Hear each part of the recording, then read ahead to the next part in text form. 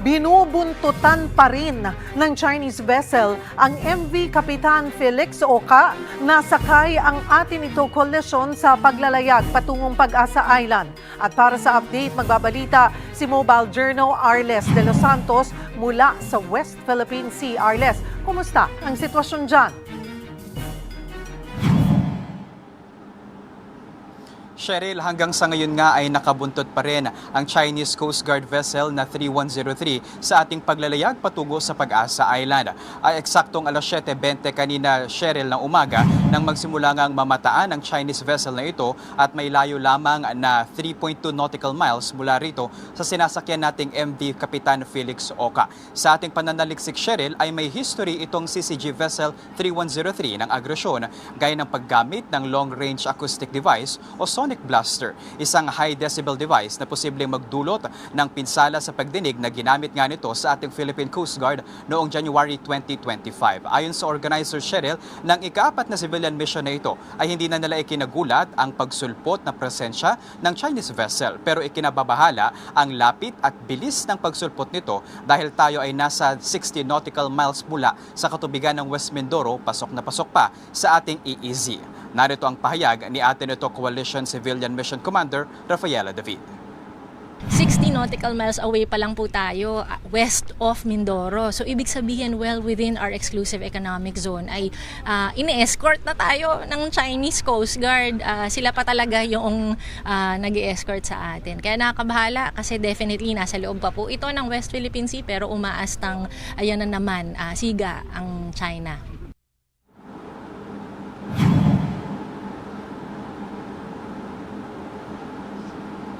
Arles, hindi naman ba delikado, hindi naman kayo hinaharang papunta sa paroroonan ninyo? Cheryl, sa ngayon ay hindi pa naman umano delikado itong pagbuntot ng Chinese vessel na ito. Actually, wala nga ring radio challenge na natanggap ang ating sinasakyan na MV Kapitan Felix Oka. May mga pagkakataon pa nga raw, Cheryl, sa mga nagdaang misyon na mas malapit pa ang mga Chinese vessels na namataan nila. Pero inaasahan, Cheryl, na baka mas dumami pa nga ang mga Chinese vessel na ating makakasalubong o makikita habang tayo ay papalapit sa Pag-asa Island. Pero paglilinaw naman, Cheryl, ng atin ito koalisyon, hindi ikinasa ang civilian mission na ito para magpa-water cannon sa China o i-trigger ang China, kundi para magdala ng tulong na pagkain, school supplies at krudo sa mga residente ng Pag-asa Island. At kung mangyari nga na mas dumami pa ang ating makita at makalapit na mga Chinese vessels, ay iiwas na lamang daw ang barko para sa kaligtasan ng nasa 127 na mga nakasakay dito para sa ika-4 na civilian mission patungo sa Pag-asa Island. Arles, magmula kanina sinabi mo na mataan ito around 7:20 a.m. So isang CCG vessel pa lamang naman yung namamataan nyo at ano ang iyong obserbasyon? Ito ba'y may mga oras na lumalapit tapos lumalayo ulit?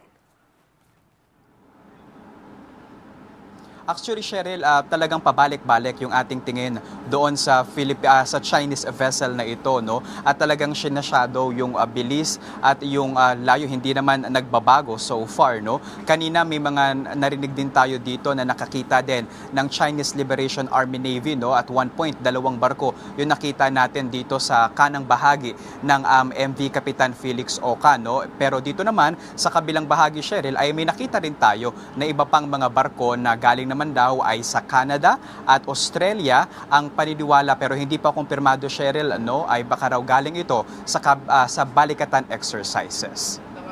So itong naglayag na barko natin, kung saan kayo sakay, itong MV Kapitana Felix Oka, isang lang ba kayo or meron kayong mga escorts at kasamang iba pang barko? Wala tayong kasamang escort dito, Cheryl, mula sa Philippine Coast Guard o Philippine Navy. Nang tanungin natin kung ano nga ba yung dahilan dito. Actually, civilian mission nga raw kasi ito by design, and technically pasok ito sa ating West Philippine Sea at hindi dapat ikatakot o ikabahala yung pagtungo doon sa Pag-asa Island na kasama sa soberanya ng ating bansa, Pero ayon naman sa mga organizer, Cheryl, na tuloy-tuloy naman yung koordinasyon at pag-monitor ng Philippine Coast Guard at kung may mangyari nga, wag naman sana na any emergency o higit na paglapit, naka-alerto naman daw ito at handang umalalay. Ilang oras pa ang inyong paglalayag at may mga activities din ba dyan sa barko habang kayo nga ay papunta sa Pag-asa Island? Initially, Cheryl, ay nasa Sabado ng umaga ay dadaong na tayo doon sa Pag-asa Island para nga sa mission na civilian mission, no, sa mga donation na ibibigay, no. Pero kahapon kasi, Cheryl, 9 a.m. dapat naka-disembark na tayo mula sa South Harbor sa Maynila, pero naka-encounter tayo ng nasa humigit kumulang 11 oras na pagka-delay, no, dahil sa kakulangan ng clearance mula sa isa sa mga ahensya ng ating pamahalaan, no. So mga 8 p.m. na tayo nakapalaot, no, at baka daw hapon bukas Sabado makakarating noon doon, no. At Cheryl, at kaninang umaga alas 10 ay nagsagawa naman ng payak na programa dito sa barko kung saan ginunita ang Labor Day, Cheryl, no. Dito ay kinilala ang mga tripulante ng sinasakyan nating MV Kapitan Felix Oca, mga frontline workers at mga mangingisda ng West Philippine Sea. Kahapon naman, Cheryl, ay inihanda na ang mga dadalhing donasyon gaya ng grocery packages at school supply para sa mga nasa 500 na mga residente ng Pag-asa Island. Tuloy-tuloy din yung isinasagawang safety briefing dito. Cheryl. Sinabi mo rin kahapon na plano ng atin ito coalition na mag-jet ski sa West Philippine Sea. So kailan ito mangyayari? Inaasahan natin, Cheryl, na mangyayari yan sa Linggo.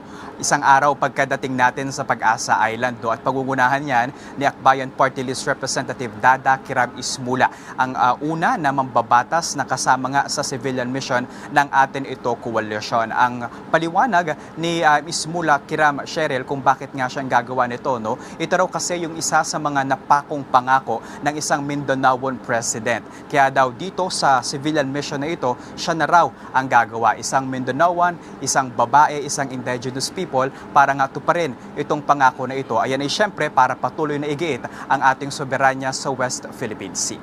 Cheryl. Kamusta ang panahon, Arles? At kamusta yung mga kasama din natin dyan? Sa likod mo, nakita natin talagang marami ding medyang kasama. Cheryl, sa ngayon, okay naman tayo dito, no, at nagkaroon nga ng safety briefing. Ilang minuto na rin ang nakalilipas, no. Tuloy-tuloy din yung paalala na sundin yung mga safety precautions para sa ating ligtas na paglalayag, no. Napapansin lang natin, Cheryl, kanina actually habang umaere tayo ay medyo malalakas talaga yung alon at nararamdaman natin, no, yung hampas ito sa ating barko, pero wala pa namang any other untoward incident na naiulat dito at tuloy-tuloy ang pagbabantay ng mga volunteers at dito, gayon din ng mga conveners ng atin ito coalition. Maraming salamat at mag-iingat kayo dyan, Mobile Journal, Arles de los Santos.